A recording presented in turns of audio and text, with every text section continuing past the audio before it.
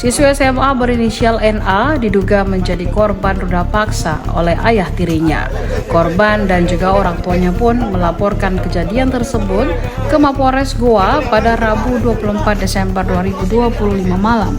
Usai diperiksa menerima laporan, tim gabungan dari SPKT Jatanras dan PPA Polres Goa langsung ke rumah terduga pelaku.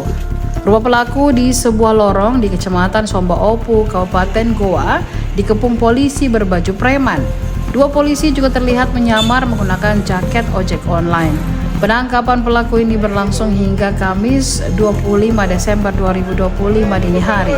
Pelaku inisial AZ hanya pasrah diamankan petugas. Namun saat digelandang menuju kendaraan petugas, salah seorang pria memukul kepalanya. Tidak hanya itu, AZ kembali kena pukulan saat dibawa ke motor polisi. Polisi kembali menenangkan keluarga korban dan pelaku dibawa ke Mapores Goa.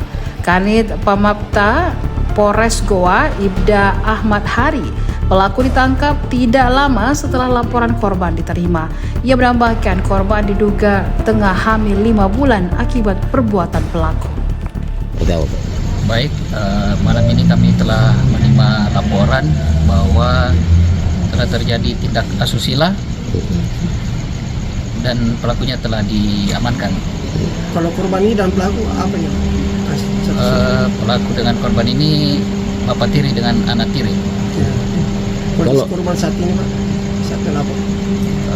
Korban sudah dilakukan pemeriksaan dan pelakunya juga sudah diamankan.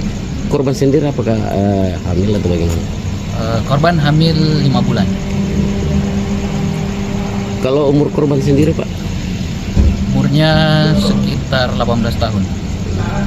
Pelaku sendiri apakah dia sering mengancam atau bagaimana ketika mau melakukan? Untuk modusnya kami masih bersama Kanit PPA dan Kanit Jatanras untuk melakukan pemeriksaan selanjutnya. Ya. Di mana saja itu? Di rumah ya. Pada saat kondisi apa itu disuitan Pak? Ya. Pada saat kondisi apa? Tidak ada orang di rumah kah? Istri kita lagi keluar? Iya. Tapi diancam atau bagaimana?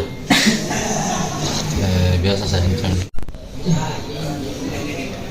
Apa yang kita pilih? Apa sih ancaman Pak? Kita ancam bunuh kah atau apakah?